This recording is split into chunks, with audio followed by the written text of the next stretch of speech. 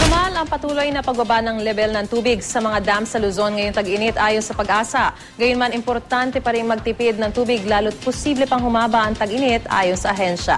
Balitang hatid ni Cesar Apolinario. Pila balde dahil walang tubig. Hindi lang miminsang nasaksihan ang tagpong ito sa gitna ng tag-init. At ngayong pumasok na ang summer season, patuloy raw na bumababa ang level ng tubig sa ilang dam sa Luzon.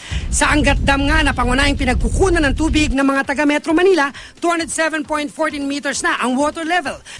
At ayon sa Pag-asa, posibleng bumaba pa raw sa 192 meters ang level ng tubig sa Angat ngayon tag-init. Paliwanag ng Weather Bureau, natural lang ang pagbaba ng tubig sa mga dam tuwing summer dahil bihira ang pag-ulan. Pero paalala ng Pag-asa, importante pa rin magtipid lalo't pabago-bago ang panahon at pwedeng humaba pa ang tag-init. Di lang kasi tubig ang binibigay ng mga dam, kundi pati na ang kuryente. Ang pinaka-worst scenario na pwedeng mangyari, mauubos yung tubig, magkakaroon tayo ng shortage sa electricity. Kailangan talaga magtipid tayo. Kaya naman dapat daw tularan ang mga gaya ni Aling Rosalie na binabawasan ang konsumo ngayon sa tubig. 2 beses na lang daw siya magbanlaw ng labada at 1 beses maghugas ng bigas na isasaing. Pag gamit po, kailangan pong matipid. Titipirin talaga. Eh yung iba raw dito hindi raw naliligo? Totoo ba? Opo. Mga ilang araw na hindi naliligo. Ilang araw na hindi naliligo yun? 3 po.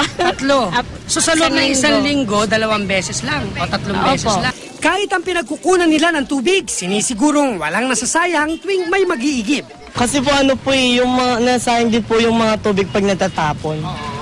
Paano yung pag may bata na nag-iigib tapos tumatapon ng tubig, ano ginagawa niyo?